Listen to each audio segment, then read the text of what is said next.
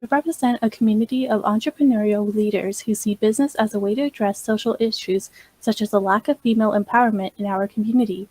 Our movement, She Leads, was born out of this necessity to create more opportunities for women in leadership roles, academia, and any fields that they can imagine.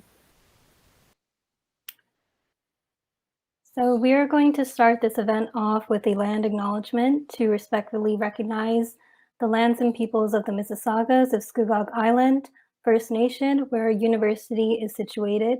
It is a traditional territory of the Mississaugas, a branch of the Greater Anishinaabeg Nation, including Algonquin, Ojibwe, Adawa, and Potawatomi. Many of us are settlers, migrants, or descendants of those forcibly brought to this land, and we are here because this land is colonized.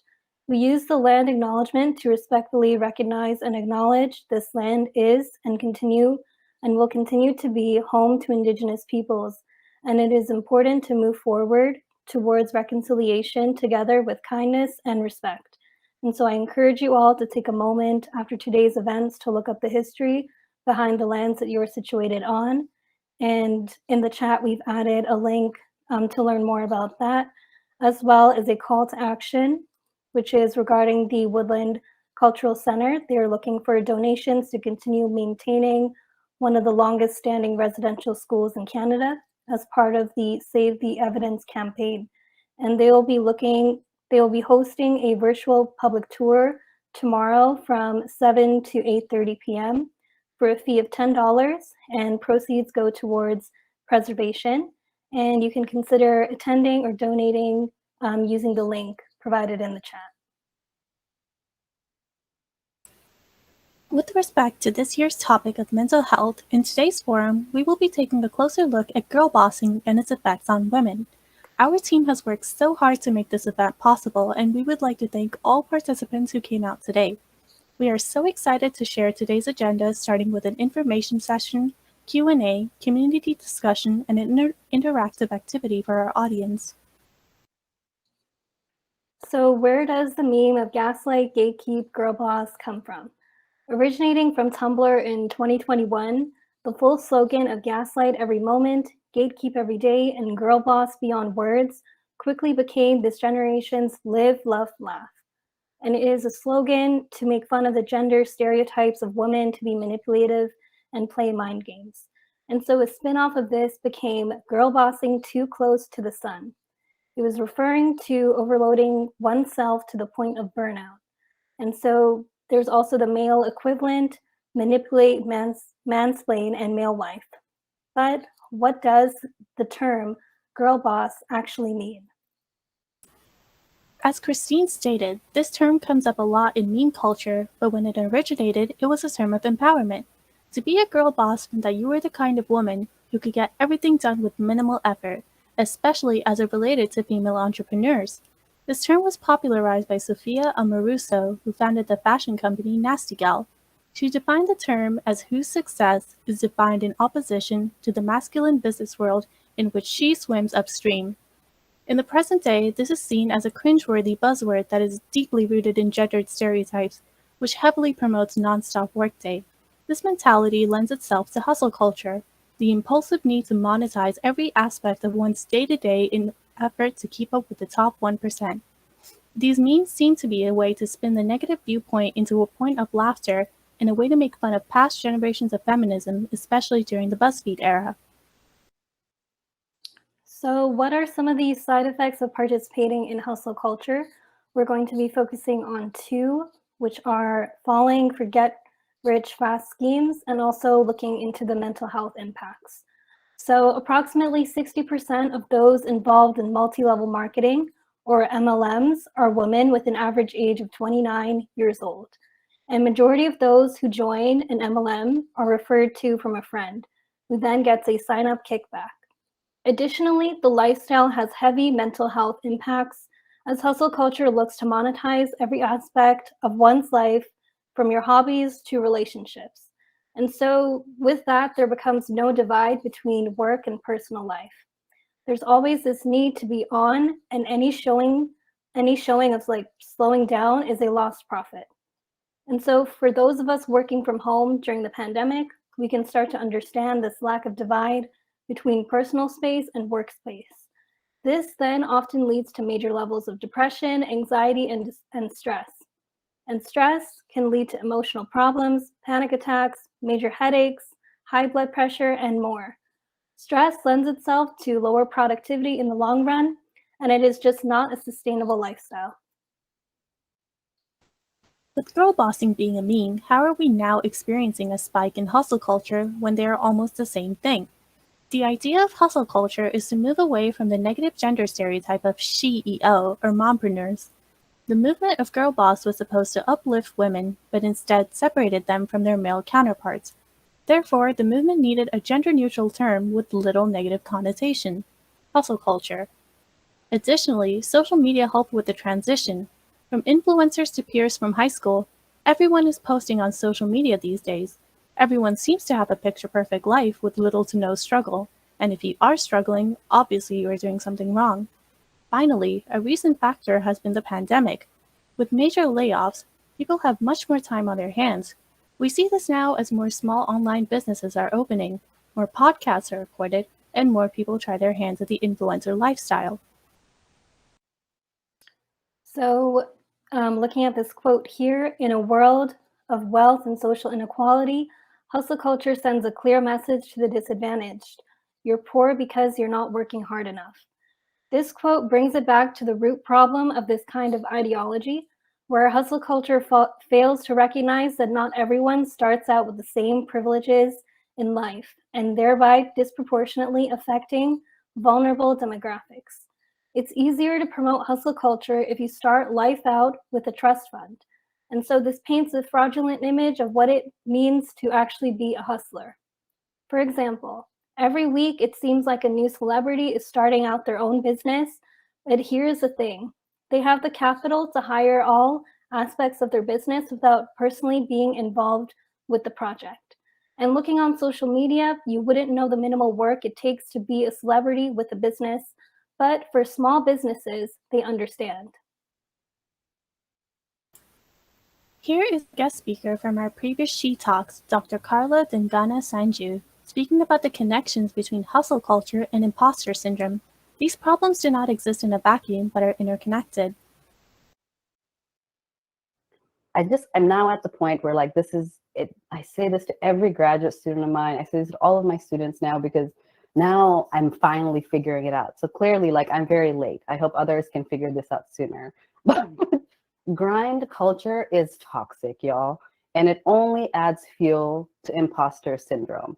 We have been somehow pre-programmed to think that we constantly need to be hustling and grinding 24/7, and we glamorize grinding. And if we're not grinding, then you're not doing it right, right? And so you hear this message over and over again in social media too, right? It's like, oh, I'm hustling hard, I'm always grinding.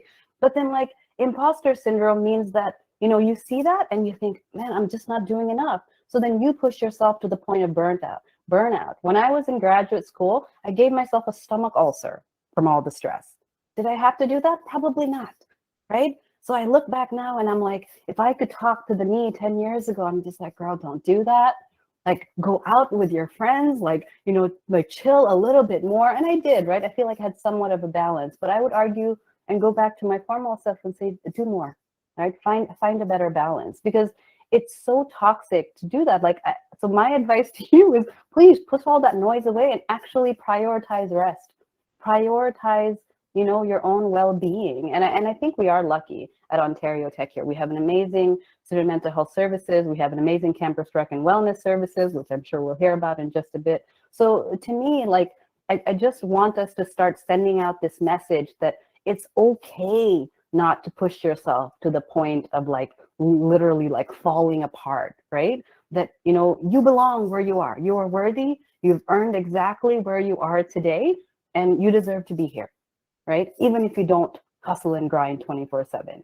Like that's, again, I'm still learning this. So I'm not the best person to give this advice. I'm giving it to myself, really. But if it helps somebody else figure it out sooner, then that's good. Imposter syndrome speaks to not feeling like you belong, that you are unwanted and the space is not for you. Hustle culture gives you the tools to make yourself indispensable. By working harder for less pay, you are saying that you do belong and matter within the space. Why do they feel it necessary to do so? Women and other equity-seeking groups have not always been able to even sit at the table. Look at our history.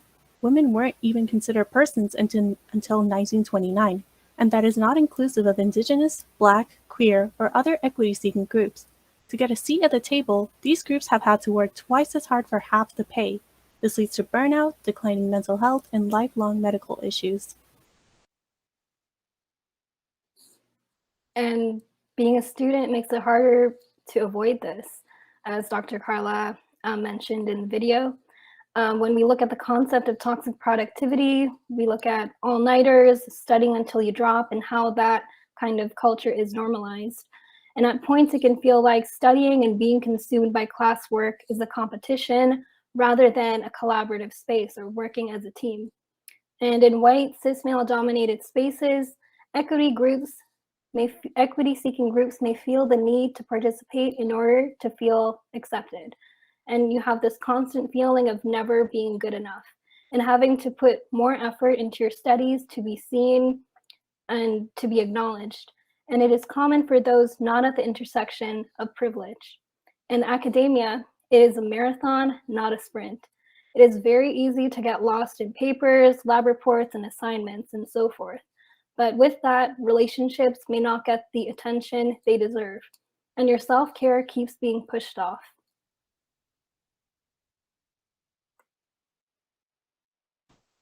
Jennifer Simmons, the CEO of Dressmate, says, "In a perfect world, we'd have one word, boss, and everyone could just picture 5 different people when they say that word. But right now, that may not be the time that we're in. But if this is the in-between world that we have to use to get there, then I'm happy about it." Simmons's quote showcases how the distinction between men and women worsens imposter syndrome and further promotes gender inequality by discriminating between the genders. So where do you go from here? First and foremost, you need to recognize that this cycle cannot continue. What does life look like outside of work? Where do you see yourself next year, 5 years, or even 10 years from now? Or to break it down even shorter, if you don't want to focus on that, let's start with today. Let's start with tomorrow. What is something that you can do for yourself today? Even if you find yourself not entrenched in hustle culture, these are good questions to ask or even consider so that you don't get stuck in a cycle. The next tip follows the same energy: work hard, then rest hard. You should be resting as hard as you're working in order to have a lot of balance and more balance in your life and to prevent burning out. And something that really helps me at the end of the workday is doing a brain dump. This is where you take out a paper and a pen and write down everything that needs to be done, things on your mind, impending tasks, and put this to the side for when you are on the clock. It allows you to separate work from personal life and defines what really matters, defines the priorities. And at the end of the day, why are you doing the things that you are doing? What truly makes you happy? Try making a list of priorities and your dreams for the future. Vision boards are a great way to visualize your dreams, your goals, and they're incredibly fun to make. And you can get interest, get a lot of inspiration from Pinterest, Canva, and magazines even. And these approaches don't work for everyone, but sometimes you need to go off the trail. Not everything needs to be scheduled. You can book a day off or even plan nothing and give yourself a break from needing to be anywhere and doing anything. Sleep in late, grab a good book or have a bath, call a friend you haven't talked to in a while, and so forth.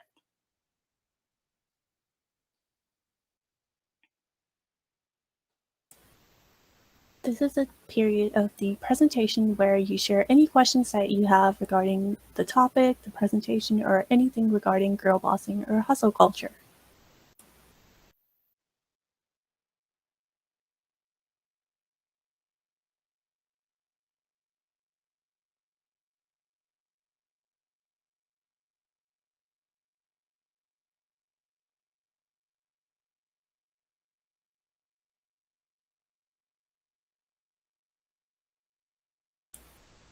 So I believe that the term girl boss is seen in a negative light because there's a lot of negative connotation from it becoming a cringe word from its use in Tumblr and other female entrepreneurs and MLM groups.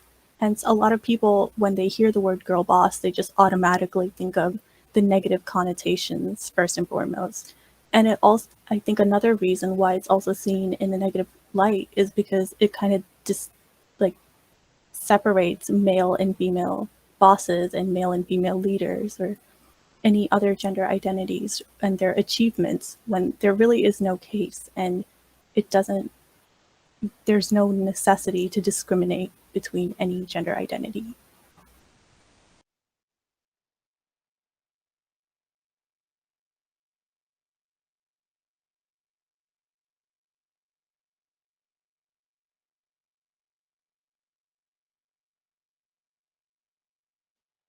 So the next question, what are other terms we can use instead of girl boss?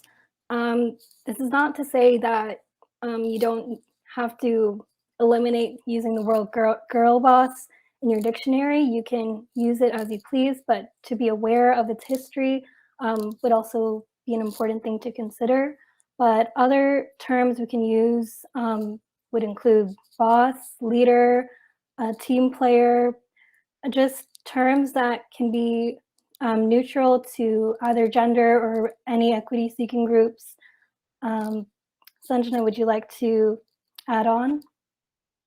Yeah, I think Christine's answer was absolutely perfect and completely encapsulated the whole idea. You're free to use the term as you like because ultimately it's up to you to interpret the word as you wish to, but you can always use a more gender neutral word such as boss, leader, etc., like Christine stated. But ultimately, it just depends on what you want to do, how you interpret it, and what it means to you.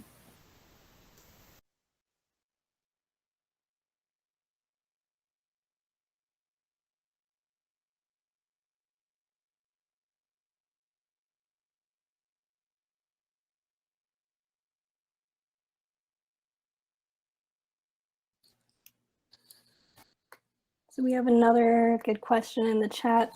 What would your advice be to young women to not fall into the trap of hustle culture? So referring back to Dr. Karla's words and things that we've mentioned throughout this presentation, a lot of it comes back to resting hard, work hard, rest hard, finding that sense of balance to rest and recuperate and to not push yourself to the point of burnout and to the point of exhausting your physical health and mental health, and really prioritizing your needs and what's important to you and what makes you happy, what brings you joy. And also, another thing mentioned, having a brain dump.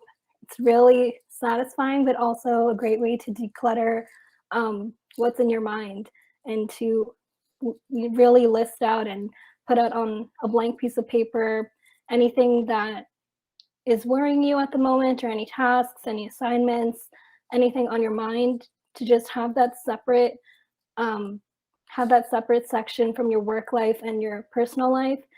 Now in the pandemic, it's definitely been difficult to find that kind of boundary between personal life and work life when your environments kind of mesh into one. But really starting small and starting by prioritizing what's important to you can be a great step to understanding what your needs are and how you can meet your different goals as well. And adding on to whatever Christine said, which she very diligently pointed out some amazing points, it's also important to understand that the only reason a lot of equity seeking groups fall into hustle culture is because of imposter syndrome, where they often feel like they have to work twice as hard just to fit in or get the validation they deserve. And this really isn't the case. You need to remember that your efforts are being monitored and watched by everyone, and you will be appreciated for everything you put in. Your work will be rewarded, and there is absolutely no reason to feel imposter syndrome.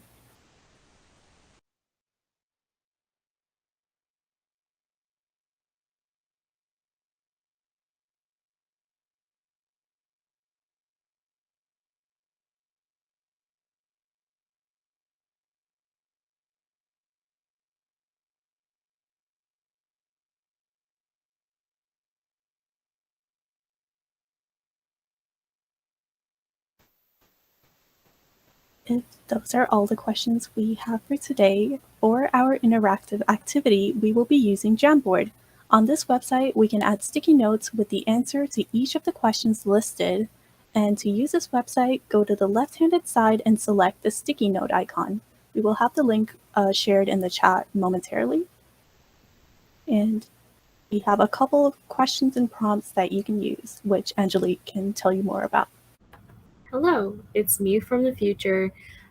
This event already happened, so unfortunately we can't take you through the activity with us. However, there's some things that I would love for you to do at home while you're watching this video or after you're done watching this workshop. So I'm going to take you through the activity that we did together, and hopefully you can recreate it at home. So the activity that we did was heavily used on Jamboard. However, you can use it on any platform from Pinterest to Canva to magazines and glue, really any kind of platform where you can put pictures together. That's the kind of concept that you want for a vision board. In this exercise, we used Jamboard. So if this is also the platform that you would like to use, here's some tips and tricks on how to use the platform. So first and foremost, what you're going to want to do is understand how to add sticky notes and to add photos. Those are kind of the two main components that you're going to be using when making a vision board.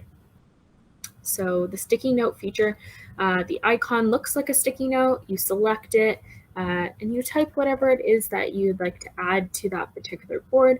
So I'm just going to add a test to this one. I'm going to hit cancel, and there is my sticky note. You can make it as big or as small as you'd like.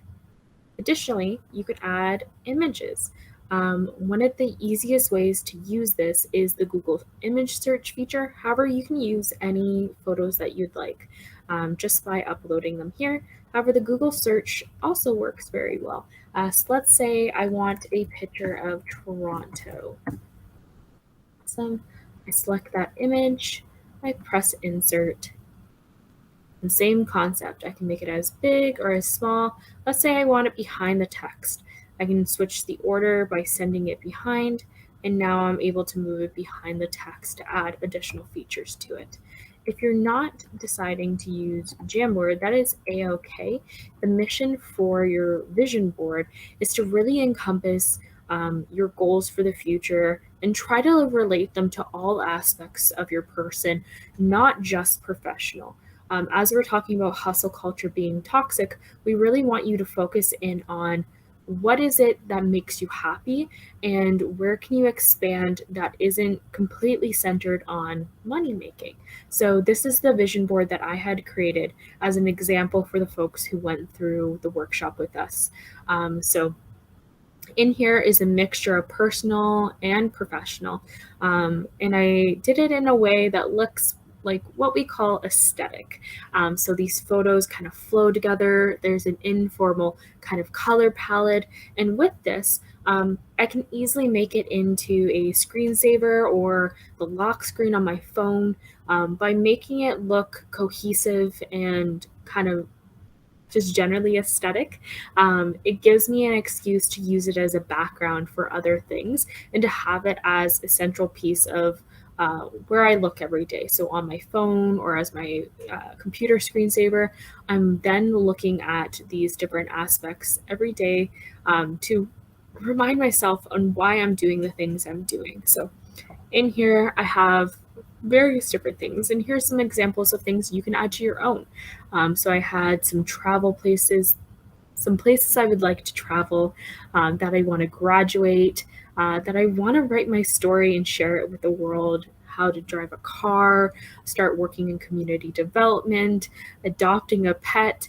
All these kind of fit within my personality and where I see myself going in all aspects of my life. And that is what really encompasses a good vision board, is not just heavily relying on one area, but generally how you exist as a human being.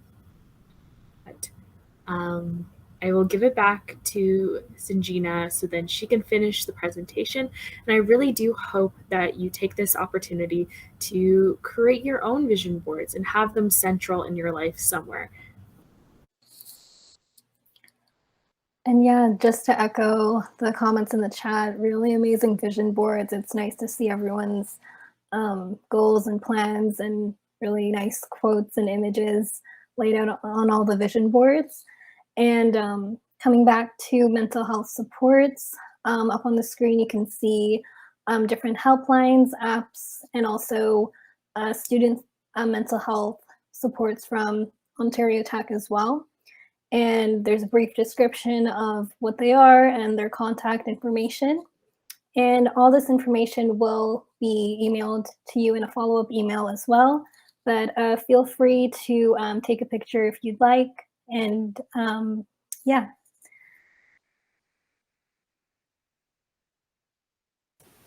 Thank you all for attending. Stay tuned for our upcoming events by following us on our social media, She Leads Ontario Tech. We have some fun events planned, such as a coffee date and our iconic end-of-the-year networking event. Special thanks to our high school ambassadors and all the She Leads members for putting this event together. Thank you all for coming once again. We really appreciate all of you joining us and making your mood boards and just participating.